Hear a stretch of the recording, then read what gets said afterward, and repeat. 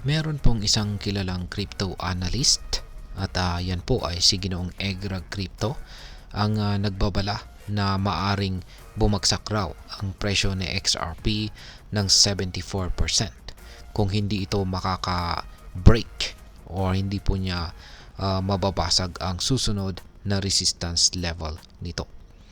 Kaya ano po ang ibig sabihin nito? At ano po ang kailangang gawin ni XRP para maiwasan ang ganitong senaryo? Kaya yan po ang siyang ating pag-uusapan sa video na ito. Pero bago po tayo magpatuloy, ay nais ko lamang po munang bigyang linaw ang aking disclaimer kung saan ang nilalaman po ng video na ito ay hindi po ito isang financial advice. For education and information purposes lamang po ang layunin nito. Yan, umpisaan po natin sa kung bakit sinasabing maaring bumagsak itong si XRP ng 74%. Ayan.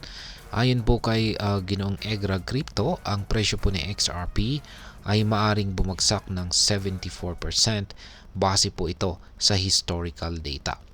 Sa kanyang analysis, ang susunod po na malaking hamon kay XRP ay ang pag-abot po nito sa Fork C, isang resistance level na nasa $3.9. Ayan, mas maintindihan po natin yung Fork C na ito sa pamamagitan po ng kanyang ibinahagi na chart dito.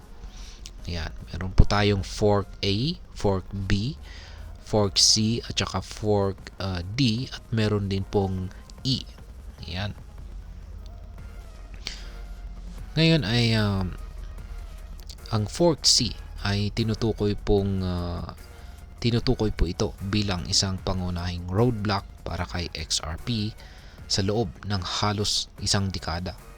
Sa tuwing naabot po ni XRP ang price level na ito, nakakaranas po ito ng matinding pagbagsak. Noong December 2015, bumagsak po ito ng negative 89.59%. At noong May 2017 naman, ay bumagsak ito ng negative 68.97%. Noong September 2018 ay bumaba po ito sa negative 64.35%. At nitong April 2021 ay muling bumagsak ito ng negative 73.39%. Ang average na pagbagsak po ay umaabot sa 74%. Kaya't posible raw na maulit ito kung hindi makakalampas si XRP sa Fork C ng may malinaw at matibay na breakout. Ayan, ngayon ay ano po ang kailangan gawin ng XRP para maiwasan ang crash or pagbagsak? Upang maiwasan ang ganitong malaking pagbagsak ay sinabi po ni Ginoong Egrag na kailangang mag-close ang presyo ni XRP ng lampas sa $4 sa isang weekly chart. Dapat itong mangyari bago po ang bago po sumapit ang March 10, 2025. Ngayon ay bakit po mahalaga ang petsang ito? Ipinaliwanag po ni Ginoong Egrag na ang lunar eclipse sa March 14, 2025 ay madalas na nauugnay sa market volatility at pagbaba po ng presyo sa nakaraan. Kaya't napaka-critical po na makalampas si XRP sa Fork C bago ang petsang ito. Kapag nagtagumpay po si XRP na makalampas sa Fork C, maaari itong umakyat sa long-term price target nito na $13 hanggang $15. Ayon pa rin yan kay Ginoong Egrag. Ngunit hindi raw ito magiging madali dahil madalas ay mas may mga market hurdles na nakikreate ng mga market makers na siyang pumipigil sa mabilisang pagtaas ng presyo. Ngayon ay ano naman po ang papel ng forks sa analysis na ito? Para mas maunawaan po natin ang konteksto ay balikan po natin ang naunang analysis ni Ginoong Egrag na tinawag po niyang Bent Fork Report. Ito po ay noong mga kalagitnaan ng taong 2023. Ang Bent Fork Framework ay nagpapakita po ng mga key levels kung saan nagtatagpo ang resistance at saka support. Ayan, sa fork A ay dito po kumilos bilang support zone. Ang forks B, C at saka D naman ay ito naman ay ang mga resistance levels na kailangan pong basagin ni XRP upang maabot ang long-term targets nito. Sa ngayon ay nasunod po ni XRP ang trajectory na ito. Noong November 2024 ay na-break nito ang fork B sa $1.3 at tumaas po ito sa $1.5.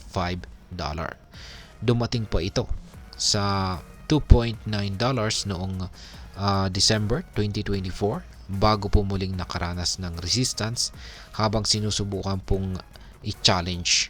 Yan, habang sinusubukan po niyang i-challenge ang fork C.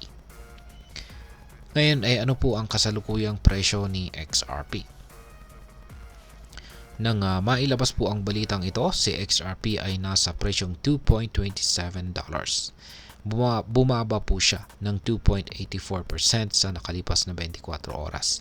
Bagamat may mga pullbacks, ginagamit pa rin ni XRP ang fork B bilang immediate support habang patuloy po nitong tinutungo ang fork C na nasa $3.9. Ayan. Ngayon ay ano naman po ang maaaring maging epekto nito para sa atin bilang mga Pinoy crypto traders or investors ni XRP. Ayan. Kung totoo po ang babala ni Ginong Egrag at bumagsak ang presyo ni XRP ng 74%, ito po ay malaking dago lalo na sa mga may hawak ng XRP bilang long-term investment. Maaaring bumaba po ang halaga ng ating portfolio, kaya't mahalagang bantayan po ang galaw ng market at maghanda sa posibleng risk. Ngunit kung magtatagumpay po sa XRP na makalampas sa fork C at maabot ang target nitong $13 hanggang $15, tiyak po na malaking kita ang maaring makuha ng mga investors. Bilang isang Pinoy crypto enthusiast, maganda pong pagkakataon itong suriin ang ating investment strategy. Kung ikaw po ay isang short-term trader, maaaring mag-focus ka po sa price action at mag-abang ng breakout signals. Kung ikaw naman po ay isang long-term holder, mahalaga pong maging patient at magtiwala sa potensyal ng XRP habang naglalakbay ito sa mga resistance zones. At ngayon ay ano naman po ang masasabi ko tungkol dito? Ayan, sa kabuuan, ang analysis po na ito ay nagpapakita po ng dalawang mahalagang bagay.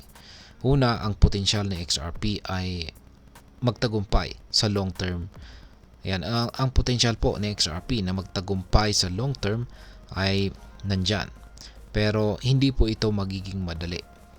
Pangalawa, ang pagiging informed at saka handa sa anumang senaryo, maging bull or bear market, ang susi para sa tagumpay, para sa matagumpay na crypto trading o investing. Kaya, ayan, ulitin ko po kasi mukhang parang hindi po naging masyadong malinaw.